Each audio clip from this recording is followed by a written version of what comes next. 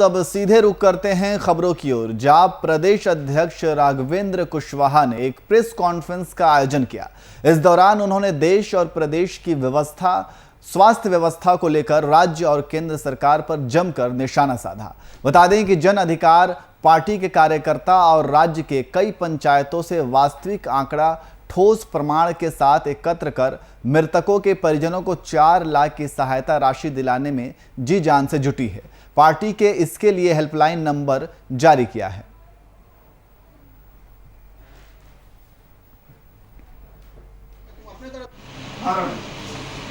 Corona के data के साथ भारत सरकार, बिहार सरकार और हिंदुस्तान की कई राज्य सरकारें छेड़छाड़ कर रही हैं। मरने वालों की संख्या वास्तविक में कुछ है और सरकारी डाटा में उसको कुछ दिखाया जाता है। वास्तविक संख्या और सरकारी डाटा में लगभग 20-25 गुने का अंतर है। इस बात का खुलासा बिहार के बगल के जिला वैशाली में चक सिकंदरपुर गांव से हमारे पार्टी के साथियों ने किया है।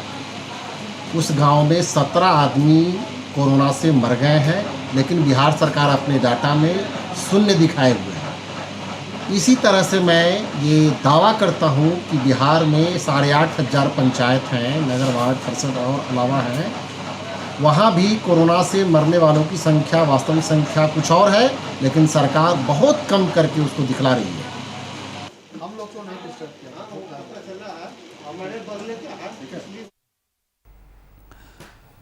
तो आपको बता दें कि जाप प्रदेश अध्यक्ष राघवेंद्र कुशवाहा ने एक प्रेस कॉन्फ्रेंस का आयोजन किया और इस दौरान उन्होंने देश और प्रदेश की स्वास्थ्य व्यवस्था को लेकर राज्य और केंद्र सरकार पर जमकर निशाना साधा। उन्होंने कहा कि जो वास्तविक आंकड़ा है वो छुपाया जा रहा है। सरकारी आंकड़ा और वास्तविक आंकड़ा में ज़मीन आसमान का फ़र्क है। सरकार लगातार वास्तविक आंकड़े को छुपाने का काम कर रही है। तो एक तरफ सरकार का ये कहना है कि वो स्वास्थ्य विभाग में सुधार हुई है और कोरोना के मामलों में लगातार कमी आई है, टेस्ट की संख्या भी बढ़ाई गई है, लेकिन वहीं दूसरी तरफ विपक्ष लगातार सरकार के ऊपर सवाल खड़े कर रहा है। विपक्ष का कहना है कि लगातार वास्तविक संख्या, जो वास्तविक आंकड़ा है, उसको छिपाने का काम सरकार कर रही है।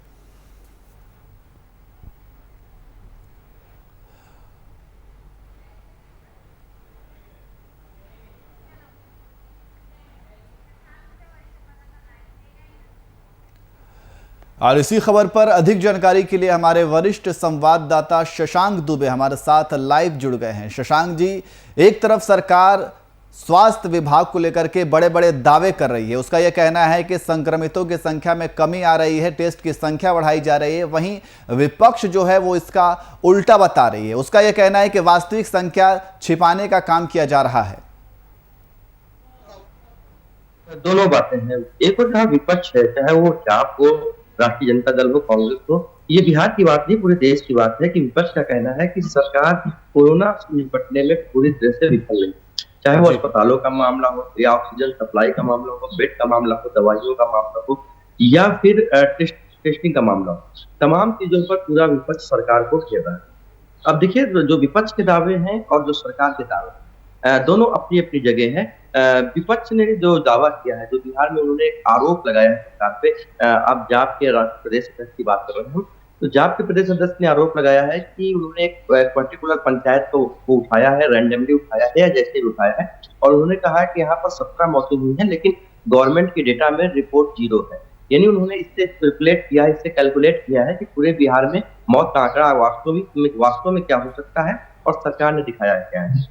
दूसरी जो सरकार का दावा है, सरकार का कहना है कि बिहार में पूरी तरह से जो स्वास्थ्य व्यवस्था है उसमें निरंतर सुधार किया गया है, कंटिन्यूअस जो है उसमें सुधार किया गया है। जिस वक्त कोरोना के मामले आने शुरू हुए थे और अप्रैल के सेकेंड हाफ में और मई में इतनी तेजी से मामले आए हैं कि हेल्थ सिस्टम जो है से कहा जाए चरमरा सा गया, क्योंकि ज्यादा ओवरलोडेड हो गया था पूरा हेल्थ सिस्टम। तो सरकार की तैयारियों में कोई कमी नहीं थी, लेकिन ओवर क्राउडेड हो गया था, ओवरलोड हो गया था, इससे परेशानियां हुई हैं, लेकिन सरकार ने उसको सुधार लिया।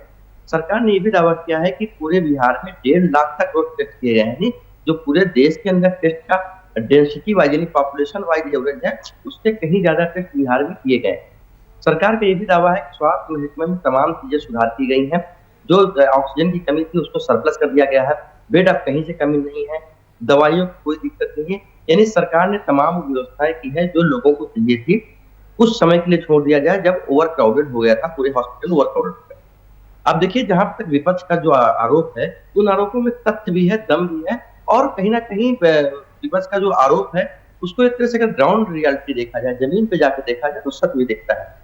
जो कोरोना के मामले हैं, जो वास्तविक मामले हैं और जो रिपोर्टेड मामले हैं, उनमें काफी अंतर है। लेकिन इसका ये कारण नहीं है कि सरकार कोई छुपा रही है, क्योंकि सरकार का छुपाना और सरकार के प्रकाश में नहीं आना, दोनों बातें अलग अलग। तमाम ऐसे मामले होते हैं जो जो कोरोना पॉजिटिव होते हैं, लेकिन जब उनकी डेथ हो जाती है, गांव में डेथ हो जाती है, तो वो सरकार को कोई रिपोर्ट नहीं करते हैं।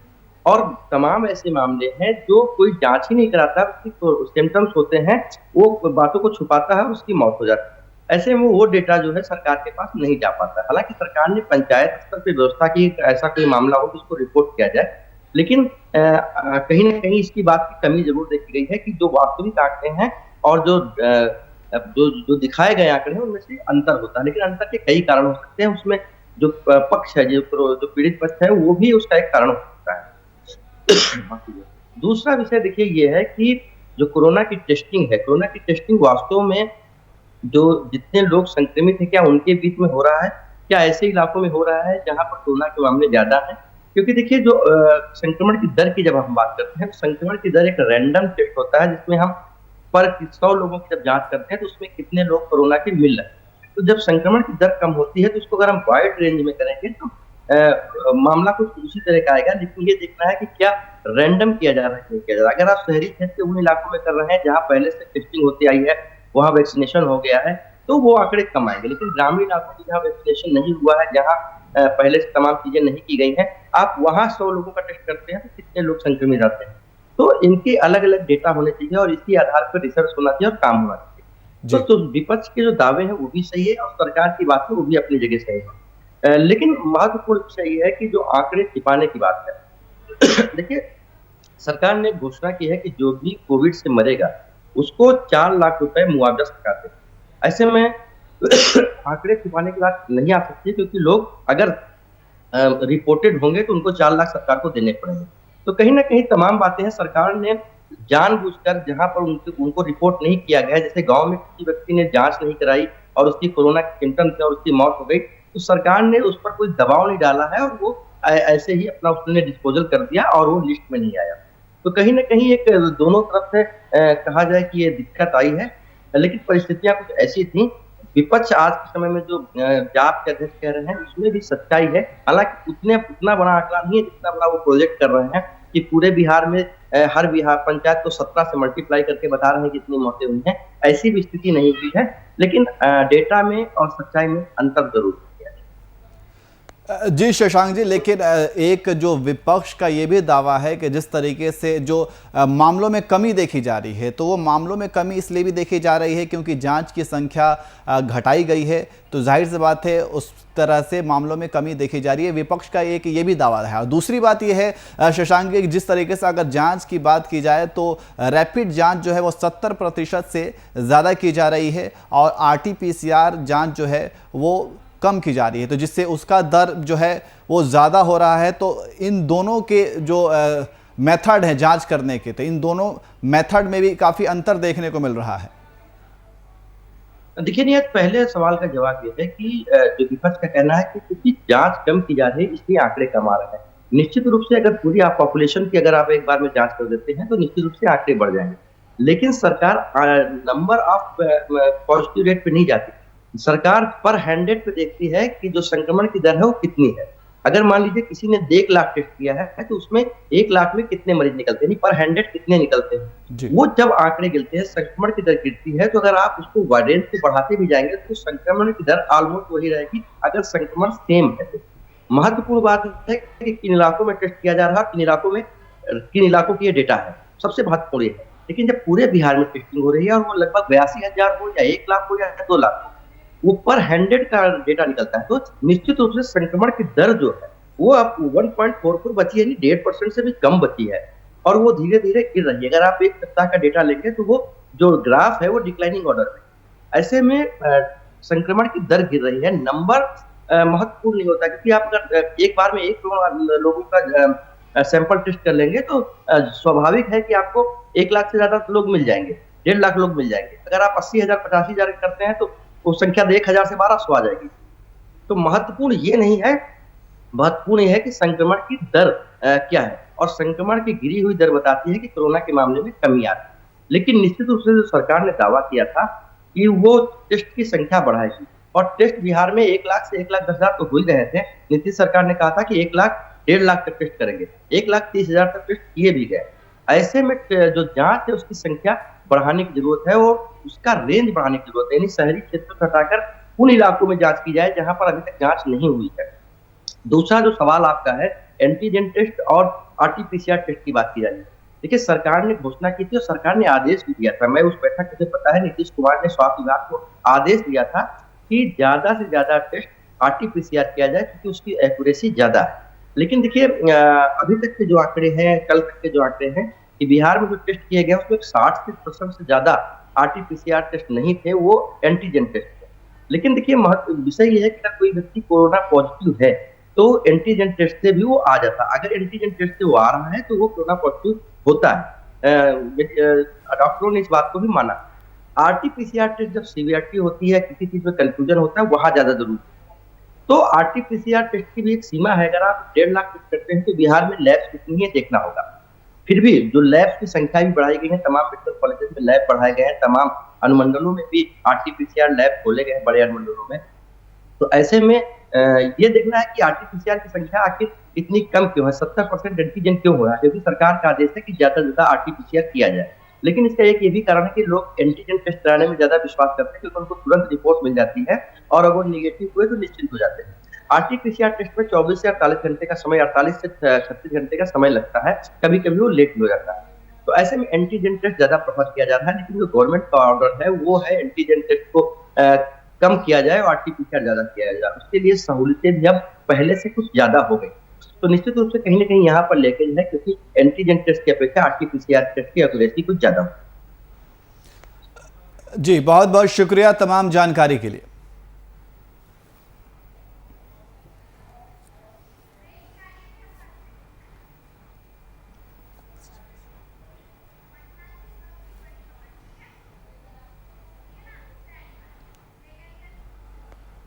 और इसी बीच पटना से इस वक्त बड़ी खबर आ रही है। आपको बता दें कि पटना से इस वक्त बड़ी खबर, जहां बिहार में मिले ब्लैक फंगस के 20 मरीज। तो लगातार ब्लैक फंगस का खतरा बढ़ता जा रहा है। आईजीआईएमएस और पटना एम्स में दवा की किल्लत हो गई है। तो ब्लैक फंगस के मामलों में लगातार बढ़ोतरी देखी जा रही है। आईजीआईएमएस में 9, पीएमसीएच में 6, एम्स में 4 मरीज मिले हैं।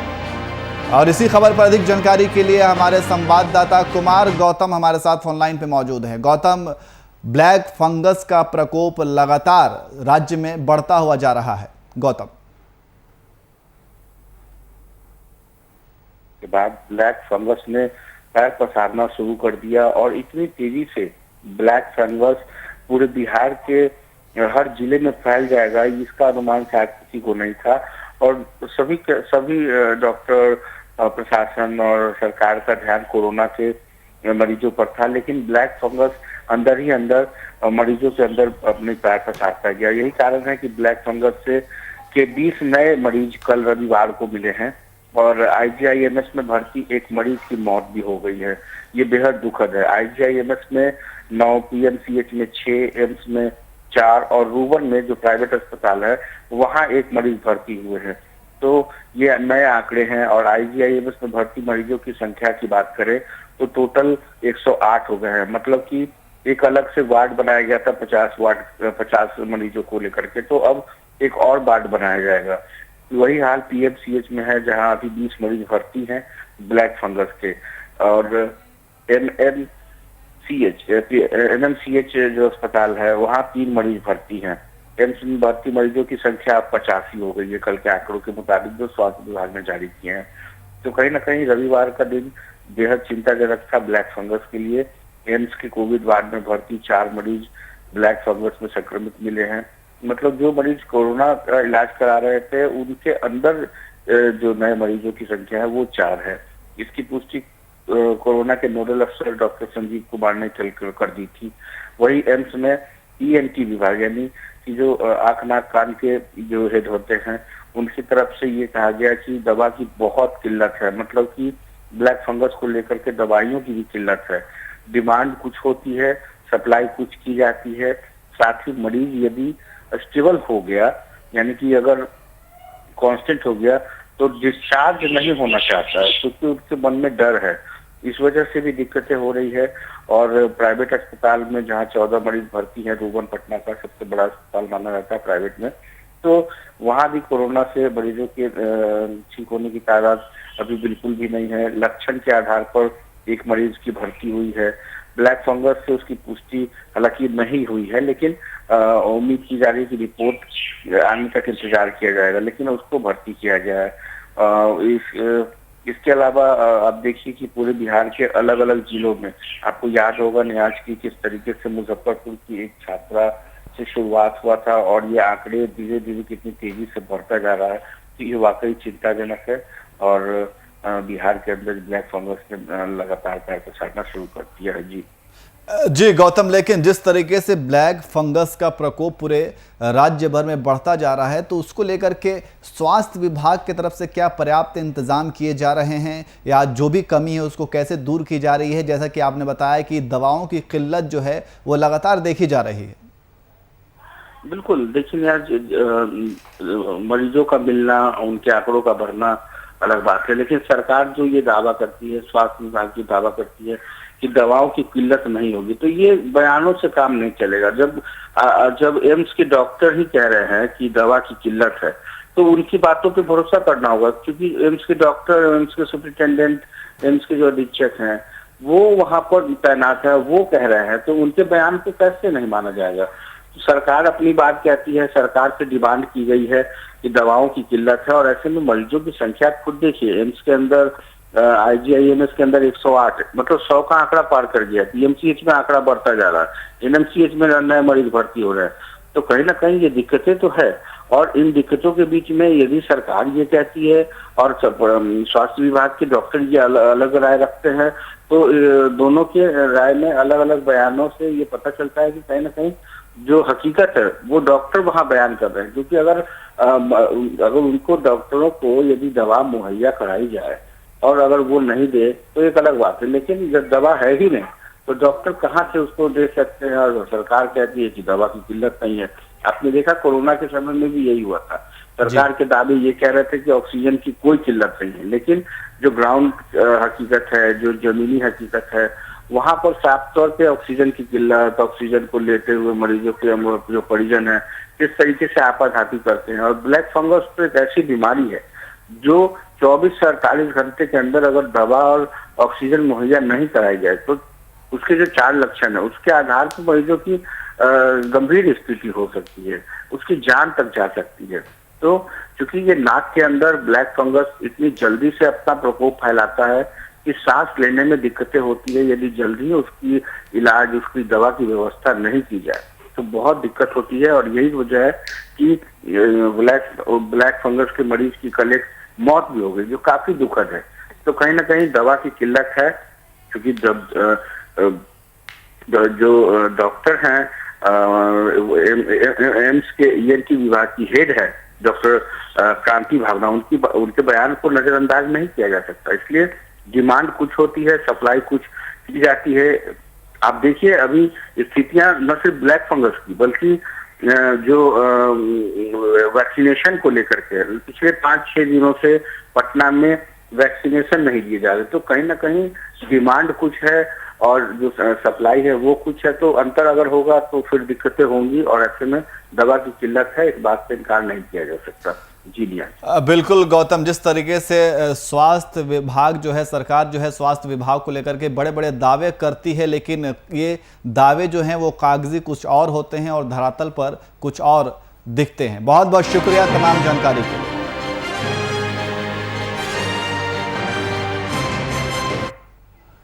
वहीं पूरे देश में भारतीय जनता पार्टी के द्वारा अपने 7 साल के पूरे कार्यकाल का जश्न मनाया गया और संक्रमण के दौर को देखते हुए इस जश्न को सेवा दिवस में तब्दील किया गया, जिसके साथ ही अब यह राजनीतिक महकमे में हलचल मचा रहा है। इसी दौरान प्रदेश कांग्रेस ने चुटकी लेते हुए बीजेपी पर तंज कसा है कि केंद्र में पीएम नरेंद्र मोदी की सरकार के 7 सालों का कार्यकाल पूरी तरीका से नकारा है, हानिकारक और देशवासियों के निर्णय निष्ठा साबित हुआ है। पिछले 7 वर्षों में भारतीय जनता पार्टी की सरकार, जिनकी सरपरस्ती माननीय मोदी जी कर रहे हैं, इस देश में महंगाई चारों तरफ चरम पर है। बेरोजगारी पिछले 43 वर्षों में सबसे निचले पायदान पर है। मध्यम वर्गीय और निम्न वर्गीय लोगों के ऊपर में करारा प्रहार है। भ्रष्टाचार चरम पर है और देश में अराजक स्थिति उत्पन्न है। अगर संविधान में ये व्यवस्था होती सरकार वापस बुलाने की, तो देश की जनता माननीय प्रधानमंत्री जी और मोदी जी की सरकार को 2 वर्षों में ही वापस बुला लेती। महामारी का यह आलम है कि अपने मन की बात कहना ये नहीं भूलते। चारों तरफ देश में समाज में विद्वेष है, भाईचारगी समाप्त हो चुकी है और दूसरे वेव जो आए हैं, दूसरी लहर, लोगों ने देखा बालू की रेत के नीचे गंगा नदी के अंदर किस तरह से लाशें बिछाई गई। चारों तरफ अराजक स्थिति है और प्रधानमंत्री जी स्वीकार करने को तैयार नहीं है। दुनिया कहती है, सारी इंटरनेशनल एजेंसियां कहती है कि दूसरे वेव के लिए प्राकृतिक नहीं आपदा है, बल्कि ये नरेंद्र मोदी कृत आपदा है, जिन्होंने बंगाल के चुनाव में कोरोना संक्रमण को फैलने और फूलने का अवसर दिया है। आज केंद्र की सरकार का 7 वर्ष पूरे हुए हैं। नरेंद्र मोदी जी के नेतृत्व वाली भारतीय जनता पार्टी की सरकार, दूसरे कार्यकाल का ये दूसरा वर्ष उनका पूरा हुआ है। 7 साल देश की जनता उनको याद करेगी। बढ़ते हुए महंगाई को लेकर के, बढ़ते हुए बेरोजगारी बेकारी को लेकर के, और जिस प्रकार से देश की अर्थव्यवस्था को नुकसान हुआ है, देश की जो ताकत है उसमें कमी आई, इसको लेकर के देश की जनता उनको याद करेगी। हमारे देश के युवा को ये उम्मीद थी कि उनको रोजगार मिलेगा, लेकिन आज जिस तरह से बेरोजगारी का दर बढ़ा है, जिस तरह से महंगाई बढ़ी है, ऐसा पहली बार देश के अंदर हुआ है कि पेट्रोल और डीजल भी 100 रुपये प्रति लीटर मिल रहे हैं, जबकि अंतर्राष्ट्रीय बाजार में इन सबों की कीमत। और इसी खबर पर अधिक जानकारी के लिए हमारे संवाददाता शुभम कुमार हमारे साथ लाइव जुड़ गए हैं। शुभम, बीजेपी का 7 साल का कार्यकाल पूरा हो चुका है और 7 साल पूरा होने के बाद वो जश्न मना रही है और उसका कहना है कि बीजेपी का 7 साल कांग्रेस के 60 साल से बेहतर है। वहीं कांग्रेस ने भी पलटवार किया है और कांग्रेस का कहना है कि वो हर जगह बीजेपी फेल है। शुभम। बिल्कुल सागर, कह सकते हैं प्रदेश कांग्रेस के प्रवक्ता आलोक दुबे ने ये गंभीर आरोप लगाए हैं। एक तरफ कल पूरे देश में जो भी अगर भाजपा शासित राज्य है, चाहे वो गैर भाजपा शासित राज्य हो, सभी जगहों पर सेवा दिवस के रूप में इस जश्न को मनाया गया। तमाम लोगों के बीच जागरूकता फैलाई गई कोरोना को लेकर के, टीकाकरण को लेकर के, लेकिन कहीं ना कहीं प्रदेश कांग्रेस को ये गवारा नहीं लगा और कई गंभीर आरोप लगाए। आरोप नंबर 1, सबसे पहला आरोप लगाया गया कोरोना की अगर बात करें तो कोरोना में पर्याप्त मात्रा में वैक्सीनेशन और कह सकते हैं दवाइयों की डोज की ऑर्डर नहीं दी गई थी, ये पहला आरोप था। दूसरा आरोप की अगर बात करें तो महंगाई, अगर सब्जियों के दाम की बात करें, पेट्रोल की बात करें, ऐसे कई चीज़ों की महंगाई के बारे में कहीं ना कहीं केंद्र सरकार को प्रदेश कांग्रेस की तरफ से घेरा गया। तीसरी बात करें तो बंगाल चुनाव को भी इस कड़ी में जोड़ा गया कि बंगाल चुनाव करने के दौरान कोरोना के संक्रमण में इतनी तेजी फैली थी। हालांकि सोचने वाली बात यह भी है सागर, माफ कीजिएगा नियाज, की जिस तरीका से जो मौजूदा परिस्थिति है कोरोना को लेकर के, अगर बंगाल चुनाव की बात कही गई थी कांग्रेस के द्वारा, तो ये सोचने वाली बात है बंगाल चुनाव में तो कांग्रेस भी उस चुनाव का हिस्सा थी, कांग्रेस भी प्रदर्शन कर रही थी, कांग्रेस भी रैलियां निकाल रही थी, तब कोरोना कहाँ गया था। बखूबी आरोप और प्रत्यारोप का सिलसिला राजनीतिक महकमे में देखने को मिलता है, लेकिन जिस तरीका से प्रदेश कांग्रेस के द्वारा उन तमाम मुद्दों को लेकर के केंद्र सरकार को घेरने का प्रयास किया गया है और यहां तक यह भी कह दिया गया कांग्रेस की तरफ से कि केंद्र सरकार नाकारी और निकम्मी सरकार है और खुद भारत के प्रधानमंत्री नरेंद्र मोदी देशवासियों के साथ छल कर रहे हैं। तो कई गंभीर आरोप लगाए गए हैं और इन आरोपों का कह सकते हैं भली भांति कटाक्ष और पलटवार भारतीय जनता पार्टी की तरफ से भी बखूबी देखने को मिला है। और भारतीय जनता पार्टी का यह भी कहना है कि अगर हमें देशवासियों का समर्थन नहीं मिलता तो शायद 7 साल तक भारतीय जनता पार्टी अपने देशवासियों की सेवा नहीं करती। तो कई आरोप लगाए जा रहे हैं और आरोप और प्रत्यारोप का सिलसिला बखूबी राजनीतिक महकमे में देखने को मिलता है। जी शुभम, लेकिन जिस तरीके से 7 साल के कार्यकाल पूरा होने के बाद एक जश्न मनाया गया, सेवा दिवस का इसका नाम दिया गया, और इस पूरे आयोजन में कौन कौन वहां पे शामिल हुए? देखिए, अगर झारखंड के परिप्रेक्ष्य में बात करें तो झारखंड के प्रदेश अध्यक्ष दीपक प्रकाश और कई ऐसे महामंत्री आदित्य साहू, कई ऐसे लोग हैं जो लगातार अपने कह सकते हैं सेवा दिवस के रूप में अपने राज्यवासियों के बीच जाकर जागरूकता फैलाने की बात कर रहे थे और गरीबों के बीच में राशन की सामग्रियों का वितरण किया गया। लगभग राजधानी रांची महानगर में 4000 से ज़्यादा कार्यकर्ता ने रक्तदान किया, क्योंकि कोरोना के इस विकट परिस्थिति में रक्त की एक अहम भूमिका थी, उसको पूरा करने के लिए भाजपा के कार्यकर्ताओं के द्वारा किया गया। झारखंड के विभिन्न जिलों में खुद पूर्व मुख्यमंत्री रघुवर दास जमशेदपुर में अपने आवासीय कार्यालय से सभी लोगों को संबोधन किया, प्रधानमंत्री नरेंद्र मोदी को बधाई दिया कि उनका 7 साल पूरा हो चुका है। तो भारतीय जनता पार्टी सेवा ही दिवस और सेवा ही कार्य के रूप में झारखंड में भी देखने को मिली। और झारखंड की अगर बात करें, बिहार में, उत्तर प्रदेश में, सभी जगहों पर यह कार्य किया गया और कहीं ना कहीं राज्य की जनता के हित के लिए किया गया है। और राज्य की जनता के बीच खाद्य सामग्री से लेकर रक्त से लेकर तमाम चीज़ों को बांटा गया, मास्क बांटा गया, सैनिटाइजर बांटा गया, सभी चीज़ों का एहतियात बरतने को भी कहा गया, जागरूकता फैलाने की भी बात की गई और टीकाकरण का लाभ भी झारखंड वासियों को बताया गया। ये सब कहीं ना कहीं झारखंड के प्रदेश अध्यक्ष दीपक प्रकाश के नेतृत्व में हो रहा था। जी शुभम, बहुत बहुत शुक्रिया तमाम जानकारी के लिए।